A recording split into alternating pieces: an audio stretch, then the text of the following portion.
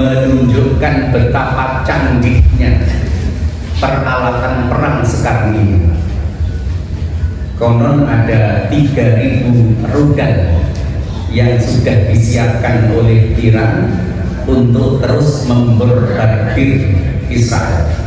Hal yang sama juga dilakukan oleh Israel.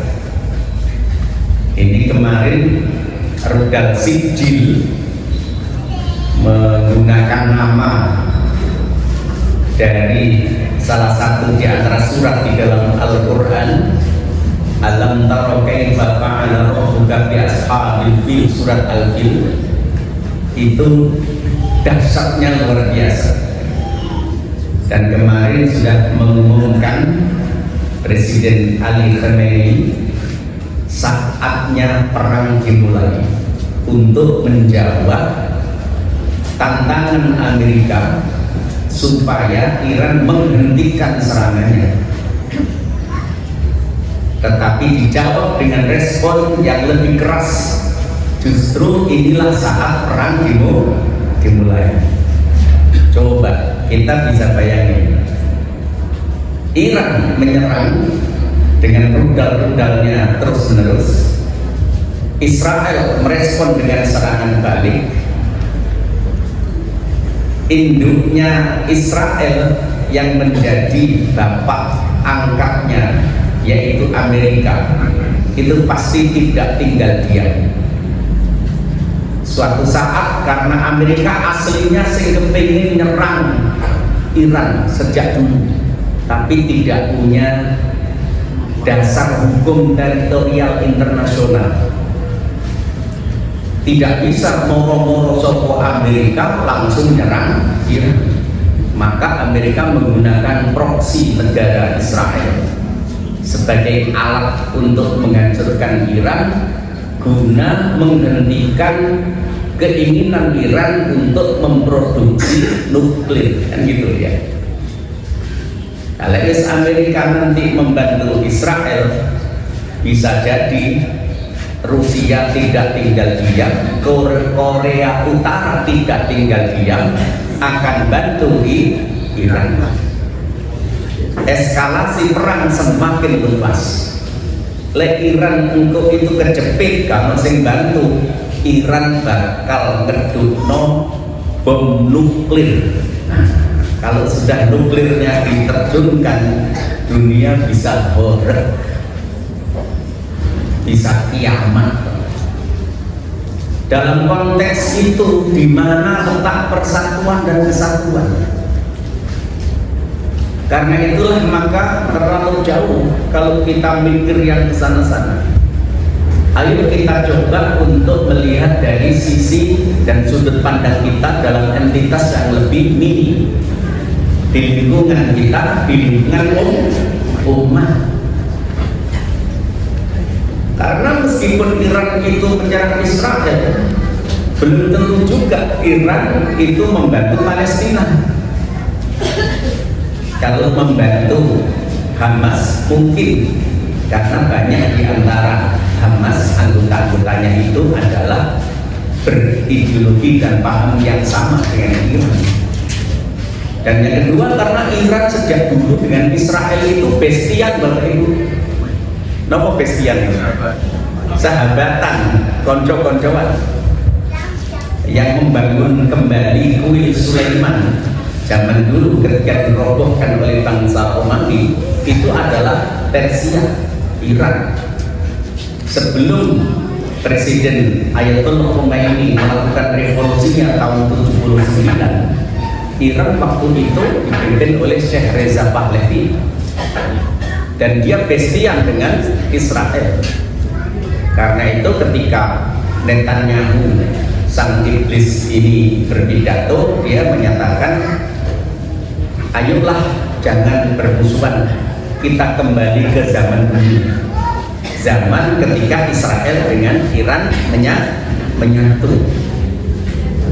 Jadi kalau kita berharap bahwa Iran itu akan membangun sebuah kesatuan untuk seluruh umat, itu bisa masih jauh panggang dari api Karena apakah betul-betul Iran itu membantu umat Islam? Tetapi paling tidak kula panjenengan lak kroso rada lega gitu. Rada lega soalnya Israel sing melakukan genosida, pembunuhan massal terhadap anak-anak, bayi, perempuan, penduduk, orang-orang tanpa salah dosa di Palestina itu dibom oleh Iran. Rasanya mantep, wah kok kapan iya gitu. Nah Bapak Ibu dan Saudara, tanpa kita mengupayakan terus-menerus untuk selalu berusaha bersatu membangun kesatuan, itu bisa saja di antara kita dan umat saling bertengkar, berkelahi, karena potensi itu sangat besar. Meskipun dasar-dasar umat bersatu dan menyatu itu oleh Allah sudah ditegaskan banyak di dalam ayatnya. Satu misal Allah berfirman di dalam surat Mu'minun ayat 52. Di sana Allah berfirman, A'udzu billahi minasyaitonir rajim. Inna hadhihi ummatukum ummatan wahidah wa ana rabbukum fattaqun.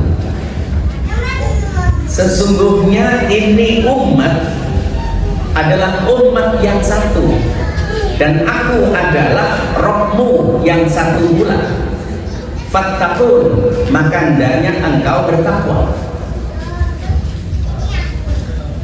Umat yang satu dalam makna ini Bapak Ibu adalah suatu entitas umat manusia yang mereka sama-sama disatukan oleh satu penciptaan, satu nilai-nilai kemanusiaan dan satu tujuan hidup.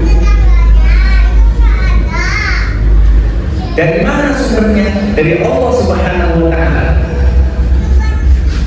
Di dalam Tauhid Sosial, buku yang ditulis oleh Pak Amin Rais lama ini, itu dikatakan bahwa tauhid kita, ajaran tauhid kita, akidah kita itu mengajarkan tentang adanya satu kesatuan umat, dimulai dari satu kesatuan akan keyakinan kepada Allah, the unity of God, bahwa setiap manusia itu sesungguhnya berasal, bersumber dan meyakini adanya satu pencipta, yaitu Allah Subhanahu wa Ta'ala.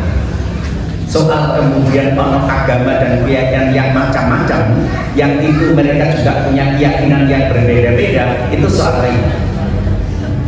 Tetapi satu ayat tersebut mengindikasikan bahwa ketika manusia ini merupakan satu entitas yang sama, yang satu, ummatan wahidah, hakikatnya entitas umat manusia niku asal muasal dan tujuan hidup berasal dari satu sumber yang sama, yaitu Allah Subhanahu wa Ta'ala.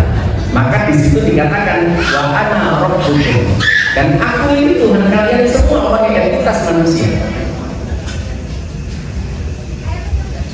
Maka di situ setiap manusia berpotensi dan membawa potensi untuk meyakini adanya Allah yang Esa sebagai satu pencipta tunggal, tidak ada yang lain.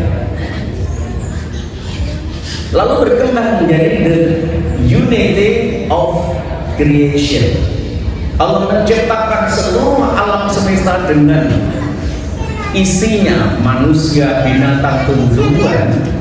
Niku ingin berasal dari Allah yang satu, yang Esa, yang tunggal, tidak berasal dari yang lain-lain.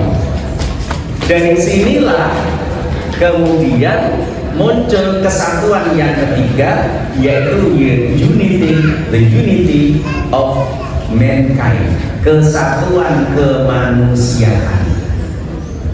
Semua kebutuhan manusia lahir batin niku podo Bapak Ibu. Secara basyariah manusia dilihat dari sosok blegernya. Sosok bleger niku basa Madurane napa iki? Ya, dedekannya, jasmaniahnya niku sami padhe. Bener ya? Ya, sama Bapak Ibu. Antara kepala, badan, anggota, tangan dan kaki dan seluruh anggota-anggota yang ada di dalamnya. Namun yang membedakan adalah tempat secara geografis, sosiologis, di mana manusia itu lahir, tinggal, hidup, dan berkembang. Tapi kebutuhannya sama, yaitu makan dan minum, berkeluarga, beranak pinak. Yang membedakan hanyalah yang dimakan orang yang ada di Arab berbeda dengan yang ada di Amerika, berbeda pula dengan yang ada di Indonesia, apalagi di kerajaan ini. Kalau di Arab paling tidak makan daging itu adalah kambing, gitu. Dengan kalau pergi haji umroh ke sana, golek daging ayam itu tidak gampang Bapak Ibu. Tapi di sini hampir setiap saat ada ayam. Maka jangan heran kalau teks hadis yang mensunnahkan kita apabila kita itu mengakikohi anak kita, itu sunnah binatang yang disembelih adalah kambing, bukan ayam. Andai Nabi dulu itu lahirnya di kerajaan sini, orang kerajaan, maka tentu kalau kamu mau mengakikahi, maka sembelihlah seekor ayam. Jadi minimal kambing. Sehingga korban pun itu adalah kambing. Jadi secara kemanusiaan basyariah, kebutuhan manusia dimanapun itu sama.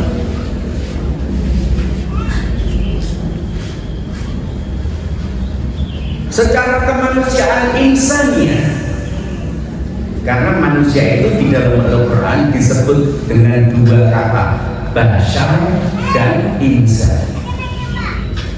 Kata basyar misalnya dalam surat Al-Kahfi ayat 110, Qul innama ana basyarun mithlukum yuha ilayya.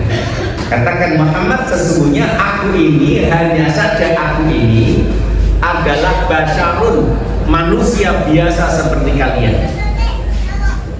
Cuma yuha ilayya, aku menungso sing menerima wahyu. Begitu kata Allah yang disampaikan supaya Nabi kita Muhammad mengatakan kepada umatnya bahwa beliau itu secara manusia basyariah sama dengan kita. Podo-podo menungso sing butuh makan, butuh turu, butuh berkeluarga. Cuma Nabi kita menerima wahyu, kita tidak. Ono di antara kita ada yang mengaku menerima tidak wahyu, tapi wangsit, menerima wangsit atau mimpi dan lain sebagainya. Jadi kalau Nabi kita tidur, kita butuh tidur. Nabi ngantuk, kita juga ngantuk. Nabi lapar, kita lapar. Nabi makan, minum, kita makan, minum. Yang membedakan kita dengan Nabi adalah apa yang biasa didahar Nabi dengan apa yang kita makan. Nabi itu biasa daharnya itu roti, itu pun kering. kemudian kurma, lalu paha kambing yang paling disenangi ibu itu paha. Kula panjenengan nggih sampun sing sudah yang saya sebutkan tadi itu. Kemanusiaan secara insaniah inilah yang mungkin membedakan antara satu sama lain. Karena di dalam unsur insaniah, misalnya di dalam surat Maryam ayat 12, walaqad khalaqnal insana min sulalatin min tin thumma ja'alnahu nutfatan fi qararin makin thumma khalaqnan nutfata 'alaqah fa khalaqnal 'alaqah mudghah fa khalaqnal mudghah 'idham wa kasawna 'idhaman lahman thumma ansha'nahu khalqan akhar fa tabarakallahu ahsanul khaliqin thumma innakum ba'da dhalika lamayitun thumma innakum ba'da dhalika tub'atsun.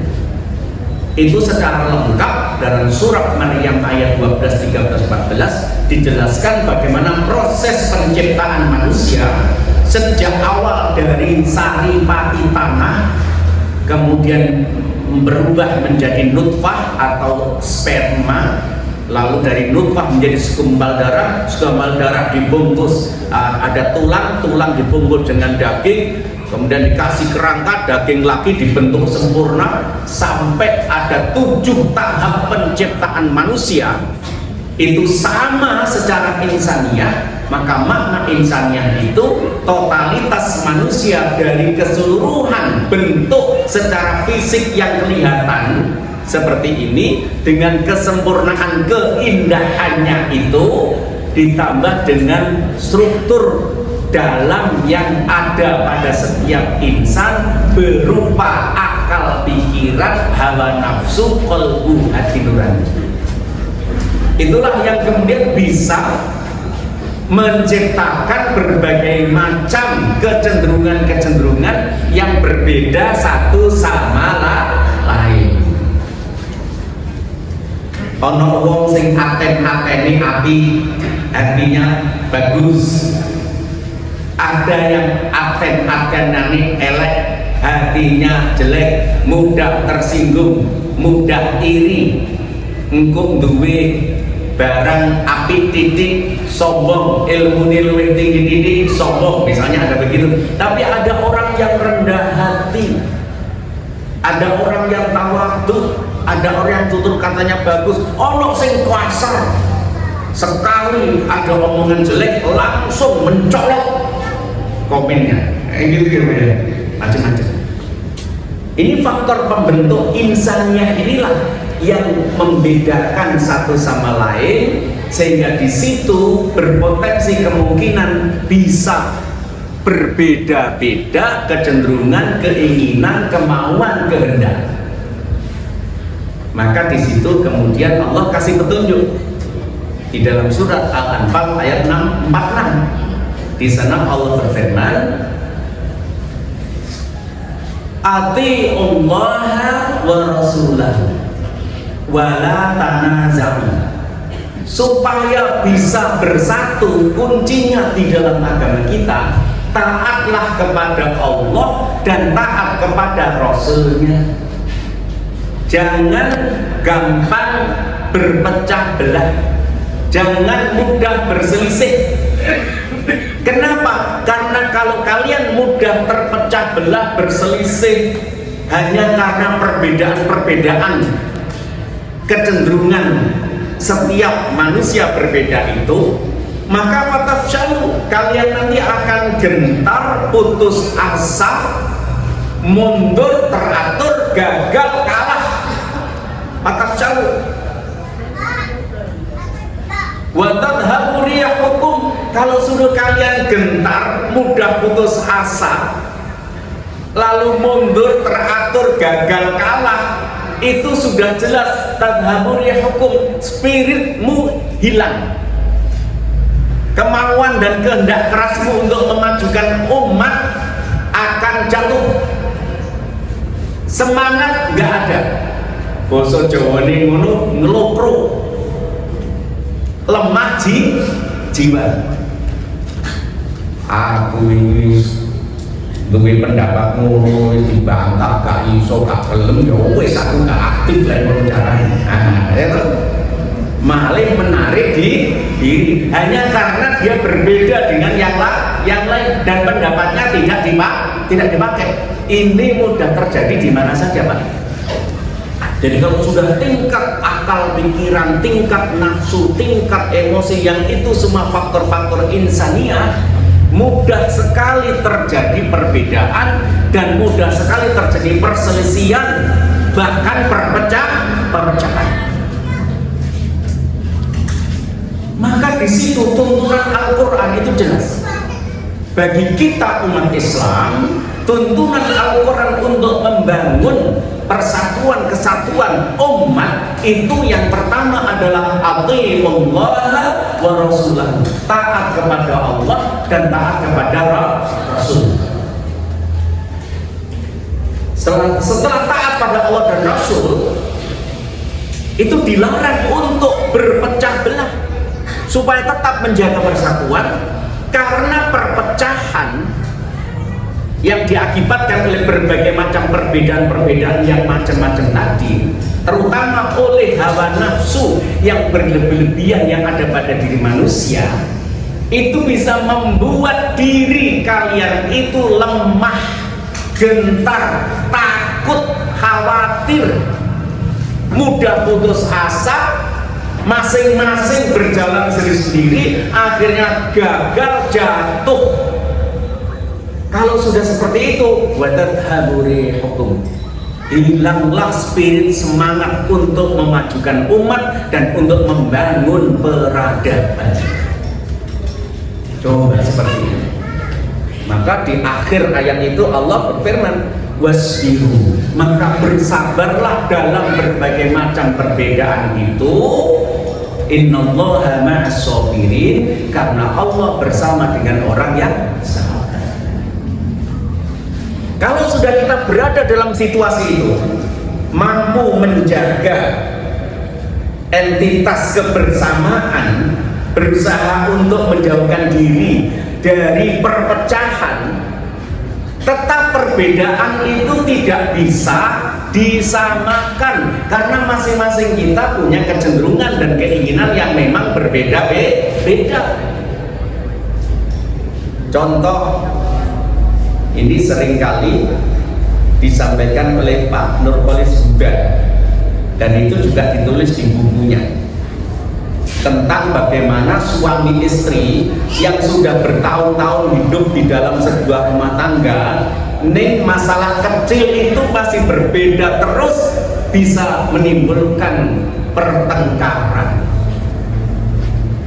Ketika mau sikat gigi menggunakan odol, suaminya selalu meletet odolnya itu di tempat manapun, pokoknya mengeluarkan pastanya untuk ditaruh di sikat gigi, sehingga keadaan odolnya tadi udah ndak karu-karuan itu. Lah si istri enggak, istrinya itu berpikirnya untuk struktur. Kalau suami wis pokoknya melotot, gitu apa betul? Pokoknya melotot, odolnya metu kena. Nah istri enggak, dari bawah, supaya kelihatan rapi, teratur, dan nanti tidak tersisa sedikit pun. Coba Bapak Ibu, ibu itu yang memang begitu, nggak kepingin ono odol sing tertinggal di dalamnya. Oh dari bawah suruh, nggak tuh ibu ya. Nah, setelah suaminya selesai sikatan, ganti istri. Istri yang melihat odolnya pelotot-pelotot dan karu-karuan, marah. Berkali-kali diberitahu nih Mas, kalau pakai odol dari bawah gini, dan gitu kan. Sampai suaminya ya dengar, ya ngerti, tapi nggak pernah mau dilakukan, nggak di buku. Ya di rumah ini nggak di buku, no, ini maksudnya. Didengarkan tetapi tidak diturut. Gitu mau betul Mbak? Nah gitu. Tapi si istri terus mengingatkan, karena terus mengingatkan, kecenderungannya adalah bicara terus ini pun apa istilahnya? Ngomel kayak gitu kan ya. Nah kayak begitu, itu hanya soal sepele. Nah Karena itu Allah bilang, tetaplah kalian bersabar dalam kondisi itu. Karena di dalam ayat lain, misalnya surat Al-Maidah 48, setelah Allah jelaskan bagaimana Allah turunkan Al-Quran yang memberitakan tentang kitab Taurat dan Al-Quran sendiri, lalu Allah bilang, likulli ja'alna minkum syir'atan wa minhaja. Setiap kalian umat di antara kalian, likulli minkum ja'alna syir'atan wa minhaja. Kami memang jadikan syir'ah, jalan hidup syariah, wa minhajan, dan metode-metodenya, cara-caranya, manhaj-manhajnya, pendekatannya. Setiap umat itu punya syir'ah, punya minhaj. Kalau Allah menghendaki, walau sya'allahu la ja'alakum ummatan wahidah, dalam arti kabeh siji tanpa ada perbedaan. Kalau Allah menghendaki, la ja'alakum ummatan wahidah, walakin, tetapi semuanya itu memang dicipta oleh Allah. Masing-masing umat punya syir'atan wa minhajan, punya ide, punya sistem, punya jalan hidup, punya pendekatan, punya metodologi, punya cara. Berbeda-beda, macam-macam, tidak bisa disamakan. Karena kalau sudah Allah hendaki, pasti semuanya akan bisa terjadi. Tapi enggak, dibiarin begitu oleh Allah, memang dicipta begitu. Untuk apa? Liyabluwakum fima atakum, supaya kalian itu bisa saling teruji oleh berbagai macam perbedaan yang ada pada diri kalian. Coba, liyabluwakum fima atakum fastabiqul khairat, maka hendaklah kalian berusaha untuk bersegera, disi-disian, cepet-cepetan, api-apian, unggul-unggulan di dalam bidang melakukan kebaikan demi kebaikan. Coba, detail banget itu Allah menunjukkan sama kita. Kalau nggak ada perbedaan, kalian tidak punya spirit, tidak punya semangat untuk berkompetisi, bersaing dalam hal memperebutkan keunggulan peradaban, bersaing dalam hal melakukan kebaikan demi kebaikan, dan terus berada di keunggulan itu, berada di kebaikan itu. Nanti pada akhirnya fayunabbi'ukum bima kuntum fihi takhtalifun. Pada akhirnya kata Allah, aku berikan kabar bagi kalian, kami tunjukkan bagi kalian mana-mana yang kalian perselisihkan di dunia. Nanti pada akhirnya aku yang akan memberikan nilai dan menunjukkannya di akhirat kelak. Jadi simple kalau kita punya prinsip itu. Wis panjeni podo, panjeni beda. Gak iso untuk ini disatukan. Cuman kita tidak boleh berpecah hanya karena perbedaan. Semua entitas, apalagi di kita di dalam Muhammadiyah. Yuk kita lihat perintah Allah di dalam menjaga keutuhan dan manfaatnya. Bapak Ibu bisa buka misalnya dalam surat Ali Imran 103. Wa'tasimu bihablillahi jami'an. Hendaklah engkau berpegang teguh dengan tali agama Allah jami'an, semuanya keseluruhan.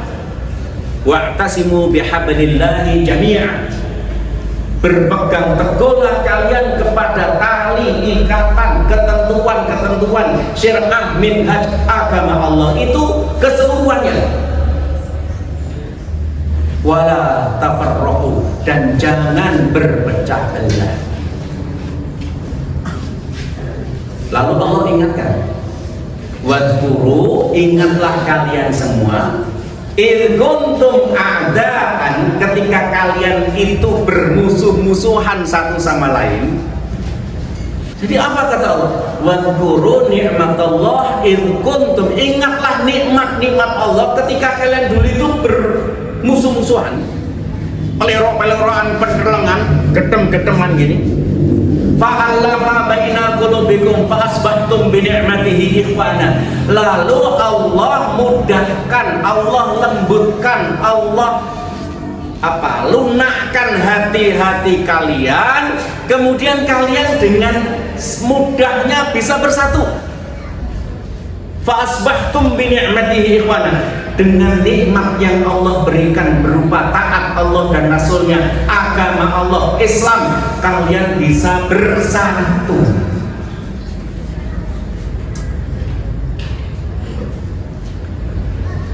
Bahkan Allah ingatkan, wa kuntum ala syafa hufratin minan nar. Kalian waktu itu sudah anguk-anguk di tepi jurang neraka. Paling nggak ngerti ini anguk-anguk ini. Nopo anguk-anguk ini? Anguk-anguk itu seperti seseorang yang berada di bibirnya sumur. Iya, pinggir ya, pinggir di tepi sumur, sudah di pinggirnya ini, kalau di sungai ya gitu, di pinggirnya persis, dan sudah hampir begini, namanya anguk-anguk. Ala syafa hufratin minan nar. Kalian sudah berada di tepi jurang kehancuran, jurang neraka. Fa'anqadakum minha. Lalu aku selamatkan kalian. Ibu, ini kalau kita bayangin ayat ini, panjenengan coba pikirkan. Ada seorang anak yang dia itu berada di tepi sumur atau di tepi jurang, sudah hampir jatuh. Apabila dia mendengar suara keras dan dia kaget, dia bisa langsung jatuh. Pada saat seperti itulah langsung anak ini kita saut, kita selamatkan, keluar dari tepi tersebut. Itulah yang dimaksud dengan Allah. Kalian waktu itu sudah hampir jatuh ke jurang kehancuran, lalu tiba-tiba tak selamatkan. Rasanya lega apa bener? Masya Allah, roh anak kita, putu kita, cucu kita sudah hampir jatuh di tepi jurang, lalu kita takut, khawatir, dan kita saut cucu atau anak itu, kemudian selamat. Alhamdulillah, itu rasanya. Lego. Ambekan lego dak kantor. Gini apa mboten, Pak? Itulah fa'anqadakum minha.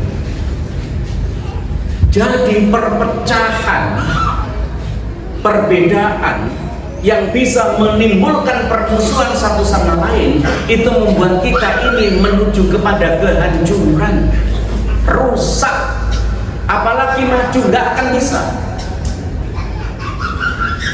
Itu. Maka bersatu, berpegang teguh kepada Allah, taat Allah dan Rasulnya, itu nikmat yang tidak terkira rasanya. Coba, Masya Allah ya. Pak Bu, gimana Rasulullah bisa membangun seperti itu umat kayak begitu? Mari kita lihat misalnya ketika Rasulullah itu akan ditunjuk, dijadikan oleh Allah sebagai pemimpin di Madinah. Kebetulan tanggal 28 nanti adalah satu Muharram. Apa yang dilakukan oleh Rasulullah pertama kali ketika beliau akan membangun peradaban, membangun kemajuan, membangun umat yang maju. Tahun-tahun sebelum Nabi hijrah dari Mekah ke Yathrib atau Madinah, 2 tahun sebelumnya, setiap bulan Zulhijjah Nabi membaiat sejumlah orang pendatang dari Madinah yang berziarah ke Mekah, karena perintah ziarah ke Mekah itu sudah sejak dulu dan dilakukan oleh orang-orang dari luar kota Mekah, berziarah ke Mekah setiap bulan Zulhijjah. Sekarang kan musim haji, itu mereka sebelum Islam sudah terbiasa begitu. Nabi hijrah tahun berapa Pak? Betul saya dipikir kaki lagi 622 Masehi. 2 tahun sebelumnya berarti 621 620 Masehi. 620 Masehi datang berziarah dari Madinah menuju ke Mekah. Sebelum sampai di Mekah, mereka ditemui oleh Nabi dan para sahabat di Mina. Di Mina itulah sebanyak 12 orang.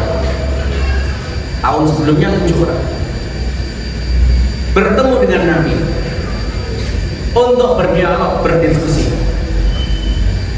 Lalu ending dari diskusi itu mereka berislam, dan kemudian mereka berbai'ah kepada Rasulullah, sehingga dinamakan kesepakatan perjanjian antara Nabi dengan 12 orang yang datang dari Yasrib tadi, itu dinamakan dengan Bai'atul Aqabah, karena tempatnya di Babon Aqabah.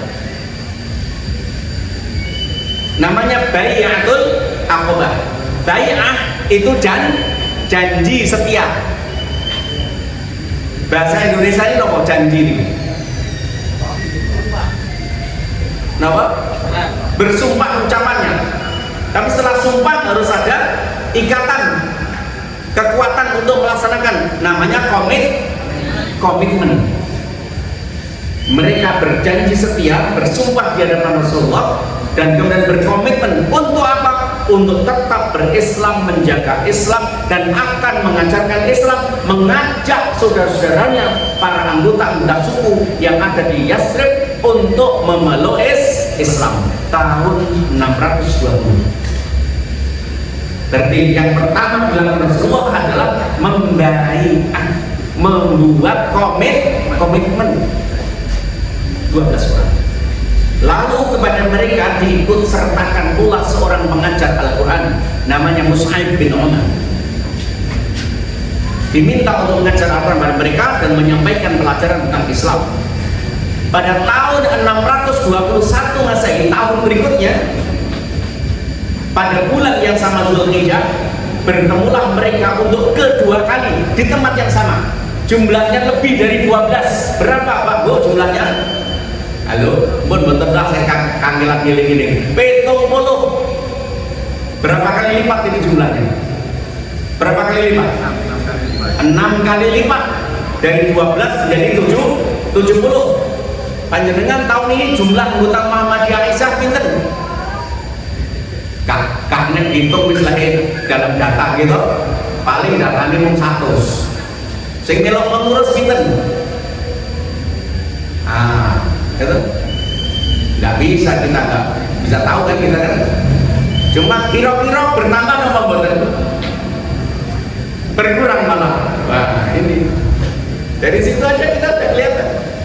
Bertambah apa berkurang? Rantingnya bertambah tetap atau berkurang? Tetap bertambah. Alhamdulillah kalau bertambah. Ya apa Pak Sam? Cabang rantingnya bertambah, berkurang atau tetap? Anggota pengajar Ibu Indonesia di cabang ranting berkurang tetap atau bertambah? Nah, kalah dengan Rasulullah. Itu dari 12 menjadi 70 orang. Lalu dibuatlah Bai'atul Aqabah kedua. Bai'at, janji setia, ikatan untuk komitmen menjalankan Islam dan mendakwakan Islam. 70 orang, 621 Masehi. Barulah 622 Masehi. Perjanjian Aqabah itu terjadi pada bulan-bulan Muharram. Itulah sebabnya kenapa bulan Muharram, 1 Muharram dijadikan sebagai titik balik kebangkitan Islam. Dan oleh Umar bin Khattab, setelah Umar bin Khattab menjadi khalifah menggantikan Utsman, menggantikan Abu Bakar As-Siddiq, 4 tahun berikutnya Khalifah Umar bin Khattab itu menjadi khalifah 634 Masehi pada itu. 4 tahun kemudian 638 Masehi beliau menerima surat dari Abu Musa al-Asy'ari, seorang gubernurnya yang ada di Yaman, yang surat-surat yang datang kepada Umar itu tidak ada penanggalan hijriahnya. Abu Musa al-Asy'ari kemudian menyampaikan, ya Khalifah Umar, ini setiap kali surat nasihat-nasihat yang engkau sampaikan kepadaku, petunjuk-petunjuk dan sebagainya, mau aku buatkan file-filenya, tetapi aku bingung karena tidak ada penanggalan hijriahnya di sini. Maka dari situ Umar punya ide. Idenya apa? Oh, kalau begitu kita butuh selain Masehi. Masehi kan milik mereka, kita harus punya penanggalan sendiri. Maka Umar kemudian menetapkan hijrah Nabi itu pada tanggal 26 Syawal dan sampai di Madinah itu tanggal 6-7 Rabiul Awal. Sofar ya, Sofar hijrah Muharram Sofar, dari 26 Sofar itu berangkat menuju ke Madinah, 6-7-8 Rabiul Awal Nabi sampai di Madinah. Tetapi Umar menjadikan Muharram sebagai penanda tanggal 1 kalender Hijriah, sebagai penanda bahwa inilah sebenarnya di bulan-bulan Muharram pada tahun-tahun Dzulhijjah 2 tahun sebelum Nabi hijrah itu telah terjadi ikatan perjanjian komitmen untuk menegakkan, mempertahankan, membangun, memperjuangkan Islam di Madinah. Bulan Muharram. Kenapa Umar kok tidak menjadikan kelahiran Nabi itu sebagai awal penanggalan? Kenapa Umar kok tidak menjadikan kematian Rasulullah sebagai awal penanggalan? Tidak. Karena bagi Umar bin Khattab, menurut pandangannya, manusia lahir itu biasa, tidak ada yang istimewa. Kelahiran Nabi tidak ada yang istimewa. Lahir dari seorang ibu yang ayahnya atau suaminya sudah meninggal dunia, dia lahir. Kematian Rasulullah juga tidak istimewa. Bahkan khawatir nanti kalau suatu saat setiap kematian itu diperingati, dijadikan sebagai penanggalan, Rasulullah akan dikultuskan dan disembah-sembah. Betul? Seperti sekarang ini, Umar gak mau menjadikan kematian Rasulullah itu sebagai penanda bagi kebangkitan umat. Gak ada maknanya, Rasul meninggal.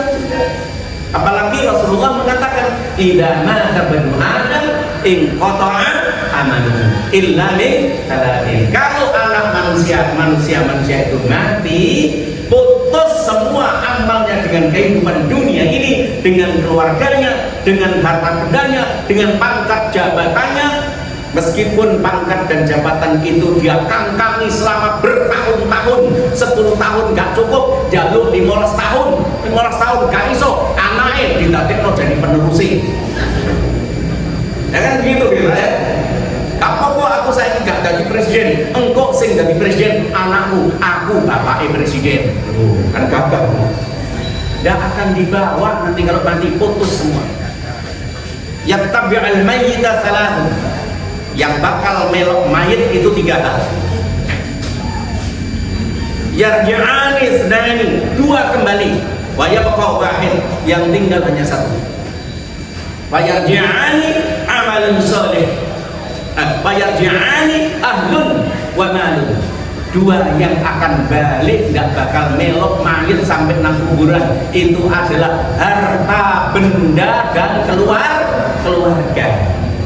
Secinta apapun jenengan buteng bojone panjenengan, golek bojone sampai panjenengan sedo, pangkat dan jabatannya tinggi, dihormati, gitu, duwe akeh, ganteng, gagah, sedo, jenengan nangis-nangis nang kuburan, tetep jenengan bakal balik.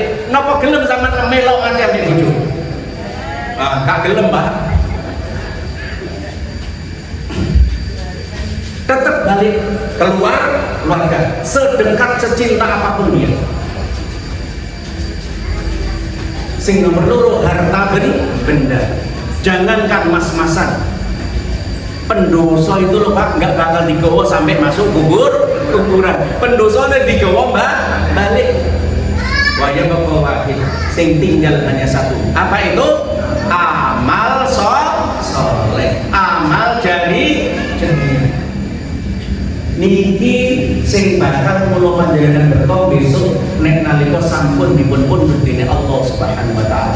Maka jangan pernah bercita-cita untuk membawa harta benda, membawa keluarga, membawa pangkat jabatan kehormatan, apalagi ketika usia kita sudah waktunya SSS. Sudah sangat sepuh sekali, S4. Sudah sangat sepuh sekali, double.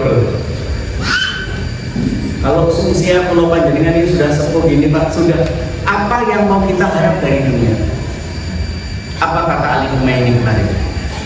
Kalau Amerika mengancam nyawa saya untuk membunuh saya, itu tidak ada harganya sama sekali saya, karena saya sudah tua, usia saya sudah saat ini.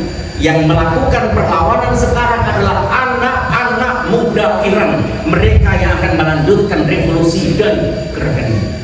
Coba, itu Ayatullah Khomeini Pak bilang ini. Salah paham Amerika kalau mengancam saya, nyawa saya, diri saya nggak ada harganya karena saya sudah tua. Coba Pak, itu kesadaran esoteris yang sangat tinggi di hadapan Allah Subhanahu wa taala. Kalau Bapak Ibu tidak ingin merasa kehilangan apa yang Bapak Ibu punyai, jangan merasakan semua yang Bapak punyai itu adalah milik. Rasakan apa yang Bapak Ibu miliki sekarang itulah titipan Allah Subhanahu wa taala. Pangkat jabatan titipan, harta benda titipan, gagah ganteng ayu titipan Allah. Kendaraan mewah titipan Allah, rumah megah titipan Allah, suami istri anak putu titipan Allah. Suatu saat Allah ambil titipannya, maka kita dengan tenang lega, tidak masalah, memang bukan milik kita. Betul atau betul? Sebagaimana para tukang parkir, beda motor akeh, beda pandali akeh, mobil akeh, tapi tidak merasa memiliki. Titipan. Enggak suatu saat yang punya mobil ngambil, ya dikekno, nggak kerasa apa-apa ya, jadi bukan milik kita. Tapi sekali dengan merasa memiliki jabatan ini, nilai ngomong ketua PGM mantep banget ini. Ketua PGM merasa memiliki jabatan sebagai ketua PGM, lalu berjuang keras, saya masih satu periode, berikutnya saya harus berjuang lagi untuk bisa jadi ketua kedua kalinya. Lalu merasa dia bagus, lalu banyak puji-puji, dia kepingin engkau aku butuh tadi meneh 3 periode, kapan tuweknya sampeyan? Begitu, Masya Allah Pak, itu penyakit. Jadi kalau nanti sudah mati, nggak ada yang dibawa. Bagi Umar bin Khattab, kematian itu biasa, nggak ada yang istimewa. Yang istimewa adalah saat terjadinya Bai'atul Aqabah 1 dan 2. Ini seringkali luput dari sejarah, seringkali luput dari perhatian kita. Ketika terjadi bai'at, 70 orang kembali ke Yathrib, disertakan pula para pengajar agama Islam dan Al-Quran. Nabi tahun berikutnya 622 Masehi bertekad untuk hijrah dari Mekah ke Madinah, dan itu merupakan perintah Allah Subhanahu wa taala di dalam surah At-Taubah ayat 30. Wa id yamkuru bikal ladzina kafaru liyuthbituka aw yaqtuluka aw yakhrujuka wa yamkuruna wa yamkurullah wallahu khairul makirin. Kapan perintah untuk hijrah dan membangun umat dan peradaban itu dimulai? Embrionya dari Bai'atul Aqabah, komitmen. Kemudian ketika orang-orang kafir Quraisy mengadakan kesepakatan jahat, kemufakatan jahat di rumah parlemen orang-orang kafir, anggota-anggota tertinggi DPR orang-orang kafir di Dar An-Nadwah berkumpul pada satu siang hari untuk menangkap, membunuh dan mengusir Rasulullah dari Mekah. Sebelum itu terjadi, ketika mereka sudah putuskan untuk mau membunuh Nabi itulah, maka Allah perintahkan Muhammad, saatnya kau tidur.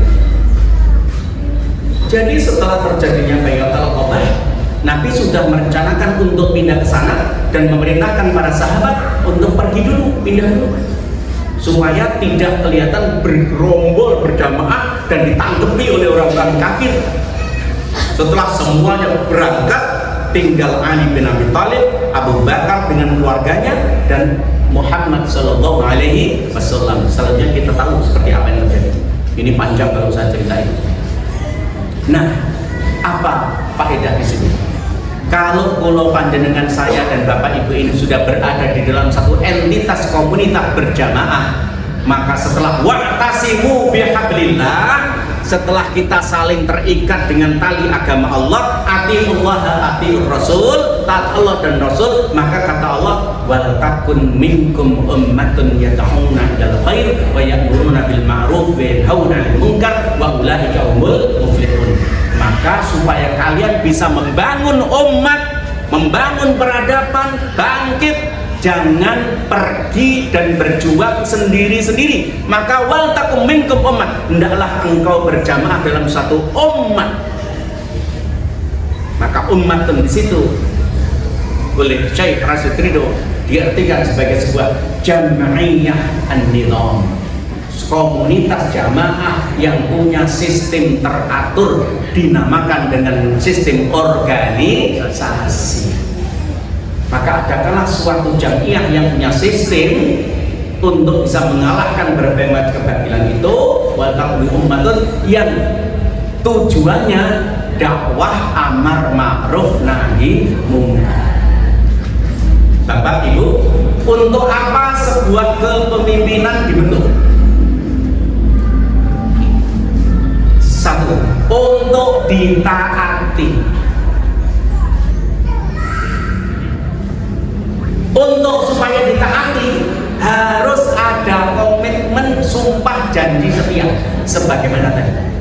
Begitu sudah ada janji setia Bai'atul Aqabah, Nabi ke Madinah, tidak ada satupun di antara kaum Ansor, orang-orang para suku dan kepala-kepala anggotanya, Hazrat, Qainuqa, Nadir dan orang Yahudi, nggak ada yang menolak Nabi jadi pemimpin.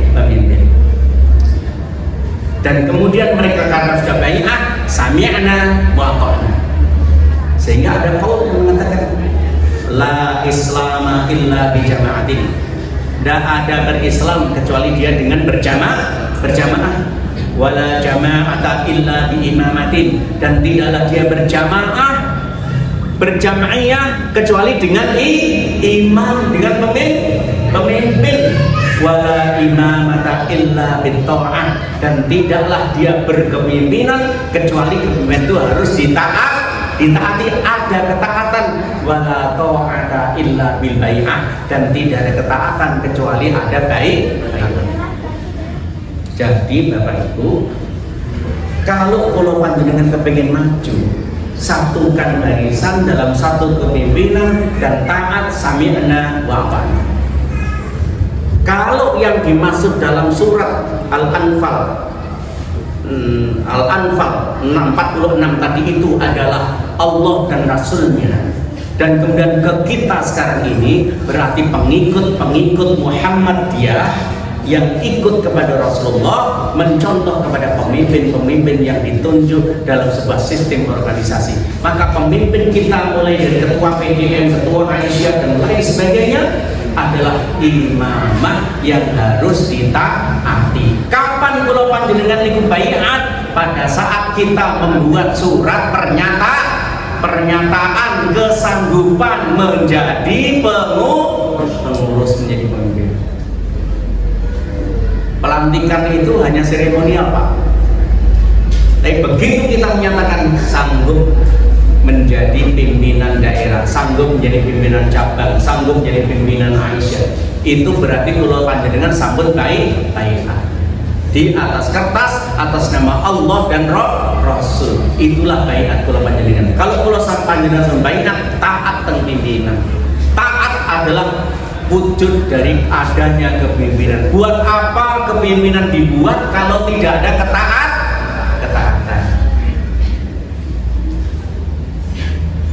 Tapi pemimpin yang ditaati itu harus punya karakter satu, jujur, siddiq. Yang kedua, amanah, penuh tanggung jawab. Itu Pak, siddiq kali amanah.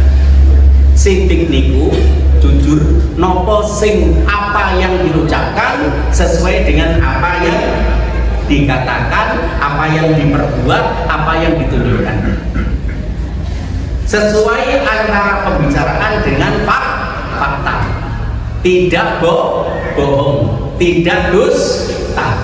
Nah itu jujur Pak. Jadi jujur itu apa yang dikata sama dengan apa yang diperbuat. Di Al-Quran disebut kabura maqatan 'indallahi an taqulu ma la taf'alun. Pemimpin sekolah, para guru itu kalau jujur dia tunjukkan datanya ini, faktanya ini. Data yang tertulis sesuai dengan fakta. Jadi kalau saya sebagai asesor Pak Sam menilai sebuah sekolah, saya tanya Pak, punya kurikulum? Punya. Apakah kurikulum komponennya sesuai dengan ini? Iya Pak. Saya periksa kurikulumnya. Oh, kurikulumnya ada. Ada itu menunjukkan adanya terklarifikasi. Terklarifikasi itu belum tentu jujur. Ada tok soalnya. Neng adanya ini jujur dibuat dewe apa dibuat wong liya? Nah itu diverifikasi, divalidasi, dijahitno apa dibuat dewe. Jujur itu terklarifikasi, terverifikasi, tervalidasi. Valid. Terverifikasi itu apa maksudnya? Itu bener komponennya, bener susunannya, bener programnya, bener kurikulumnya. Itu terverifikasi. Duwe kurikulum tapi komponennya salah, tidak terverifikasi. Wis ada kurikulum, bener isinya, terverifikasi, lalu tervalidasi, benerkah dibuat sendiri? Bukti ini apa? Kapan dibuat, oleh siapa, di mana tanda tangan, daftar hadirnya. Itu cara menunjukkan kejujuran. Jenengan juga begitu. Teman-teman yang ada di kelas semua harus begitu. Jujur itu menunjukkan inilah data orang-orang yang menyumbang infak. Si A sama ini, si B sama ini, si D sekian, jumlahnya sekian. Datanya ono, tulisannya ono, laporannya ono, duwe kudu ono. Lenda ono, ditanyakan ini kemana kok tinggal sekian? Untuk ini, mana buktinya? Ini. Ciri pertama ketidakjujuran adalah ketika dia menyatakan si A menyumbang tetapi tidak ada data. Si A tidak menyumbang, si A menyumbang, tidak ada data. Laporannya global. Piro oleh lazim saiki 30 juta. Ini duit tinggal sampai ini. Tidak ada catatannya. Bapak Ibu, mohon maaf. Lazimmu adalah lembaga resmi yang disahkan oleh pemerintah dan Muhammadiyah untuk merekrut, mengambil, meminta dana dari masyarakat, infak, zakat, sedekah. Pertanggungjawabannya itu sangat tinggi di hadapan Allah, di hadapan umat. Kalau di hadapan persyarikatan jenengan masih nggak mau nurut, nggak apa-apa, tapi kepada Allah, maka saya benar-benar menekankan itu dengan semua. Coba. Setelah itu apa? Pelaporan, bukti-bukti. Kejujuran dibutuhkan sangat tinggi di sini. Jadi tidak main-main Bapak Ibu mengelola sebuah visi. Kalau jujur sudah didapat, dia amanah. Pemimpin itu harus amanah. Amanah itu apa? menjaga titipan, menyelamatkan, mengamankan, mempertanggungjawabkan. Itu amanah. Jadi orang akan merasa aman kalau infak di lazismu, infak di tempat kita aman. Tolong Pak, ini bicara. Kita punya begitu banyak amal usaha itu karena jujur dan amanah. Kalau sudah kedua syarat utama ini ada, maka yang ketiga pemimpin itu cerdas. Cerdas. Waduh, ini kalau cerita banyak Pak, waktunya sudah jam 1 jam lebih seberapa ini. Contoh-contoh bagaimana Nabi membangun umat, menghilangkan perbedaan, semua sahabat-sahabat tenang nyaman, itu banyak sekali. Nabi itu kalau sifatnya adalah hal-hal yang memang masih berada di dalam sebuah koridor sistem perbedaan, itu oleh Nabi malah diwadahi, berkembang. Tapi kalau itu memang harus pilihan 1-2, butuh kecerdasan, Nabi milih. Contoh, ketika Nabi memerintahkan para sahabat sepulang dari sebuah perang, Nabi bilang, nanti jangan sholat asar, kita akan sholat asar bersama ketika sudah sampai di perkampungan Quraisyah, Banu Quraisyah. Perjalanan menuju kampung itu, sebelum sampai di tempatnya, sudah waktu asar tiba. Sebagian sahabat melaksanakan sholat, ditegur sahabat yang lain, kamu kok nggak nurut sama Nabi? Kenapa? Bukankah Nabi perintahkan kita sholat nanti ketika kita sholat asar nanti ketika sudah sampai di kampung Quraisyah? Iya, tapi ini waktunya asar sudah tiba dan kita harus sholat tepat waktunya. Terjadilah perdebatan. Akhirnya selesai, yang sholat tetap sholat, yang tidak. Sampai di Madinah, Nabi kemudian berkata, ya Rasulullah, tadi itu si fulan gak nurut dan panjenengan, gak nurut mergo apa? Panjenengan perintahkan sholat asar di kampung Quraisyah, tapi mereka enggak, mereka sholat tadi waktu asar di sana. Oh gitu tak? Ya. Dan terus kamu, pulau nurut jenengan, pulau sholat asar di kampung Quraisyah. Ngertos gak begini? Kasani gini. Alhamdulillah. Nah, apa Nabi bilang? Gak apa-apa, udah benerin. Sampean bener nurut aku. Sing sholat mau ya bener, mereka sholat tepat waktu. Coba. Karena apa? Karena Nabi masih melihat itu berada di dalam sebuah sistem, berbeda-beda cara, nggak apa-apa. Yang penting tujuan tercapai. Sahabat sholat. Tapi ketika Nabi harus memilih satu pilihan, butuh kecerdasan. Tahun ke-5 setelah Nabi berada di Madinah, kaum Yahudi bermaksud menyerang Nabi karena dia berkhianat dan kemudian meminta pertolongan orang-orang kafir Quraisy. Terkumpullah pasukan sebanyak 3.000 orang. Pasukan Nabi tidak lebih dari 1.000 tinggal di Madinah. Mereka menyerang Madinah bersama orang Yahudi. Nabi memutuskan untuk keluar, ayo kita sambut saja, keluar dari Madinah supaya kota Madinah nanti tidak kena dampak perang. Benar apa salah itu? Benar toh? Karena khawatir nanti Madinah kena keluar. Tapi apa kata Salman Al-Faris, orang Persia, orang Iran? Dia bilang, ya Rasulullah, mohon izin saya bicara. Apa? Kalau kita keluar menjemput musuh di sana, kita akan kalah. Kenapa? Karena jumlah kita sedikit. Memang kita punya spirit tinggi, Allah di kita, Rasul kita. Tetapi tidak bisa dipungkiri, mereka jumlahnya berkali-kali lipat lebih banyak dari kita. Terus apa saranmu? Aku sarankan kita buat parit di sekitar Madinah ini supaya mereka tidak bisa masuk. Kalau mereka masuk, kita langsung hantam dan sampai mereka benar putus asa dan pergi. Cerdas Pak Nabi. Pikiranmu bagus, idemu bagus, tapi ini butuh usaha. Ayo kita sama-sama. Butuh waktu sekian hari. Kalau perlu, nggak apa-apa. Kita masih ada waktu 5 hari sampai 10 hari. Baik, disetujui idenya sama.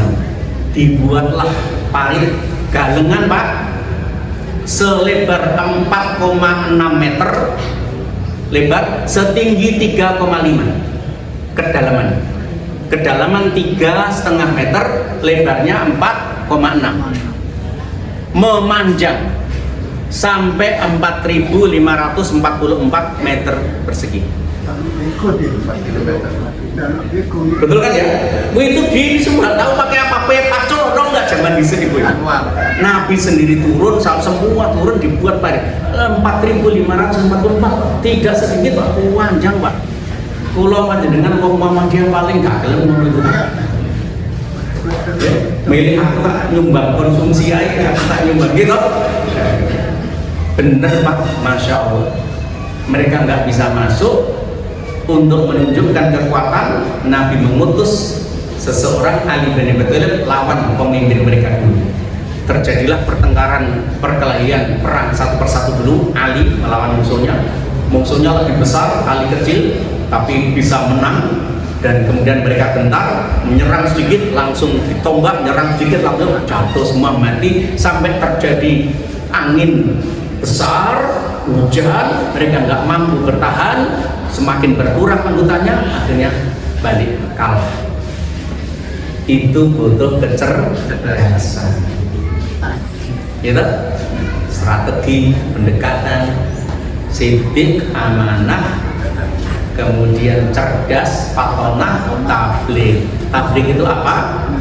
Dia mampu mentransformasikan berbagai macam ide, pikiran, informasi, strategi, mengkomunikasikannya kepada para sahabatnya dengan clear, jelas, sehingga tidak ada sahabat yang ketika Nabi bicara itu terus bingung.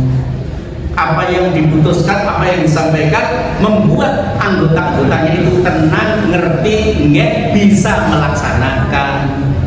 Kalau di kita rata-rata kita mendengarkan tapi gak ngerti apa sing disampaikan. Enten? Ada? Kita ngerti, tahu yang disampaikan tapi sulit dilaksanakan. Ada begitu? Banyak. Wih kurang patuh ngalor itu petunjuknya gak jelas. Kita sendiri bengkerengan di bawah mau melaksanakan repot. Itulah penyebab kita nggak maju-maju, nggak bisa ini, nggak bisa ini. Coba kita satu pimpinan, samina wa ta'na, baik taat, pemimpinnya punya jiwa kayak begitu, sifatnya begitu, maju bareng menghadapi apapun siapapun, insya Allah mudah. Masya Allah. Mudah-mudahan Allah SWT memberikan petunjuk, hidayah, pertolongan, bantuan pada kita semuanya. Mudah-mudahan kita semuanya disehatkan warga oleh Allah SWT, memudahkan urusan, terutama kita istiqomah teguh pendirian memperjuangkan dakwah amar ma'ruf nahi munkar melalui persyarikatan Muhammad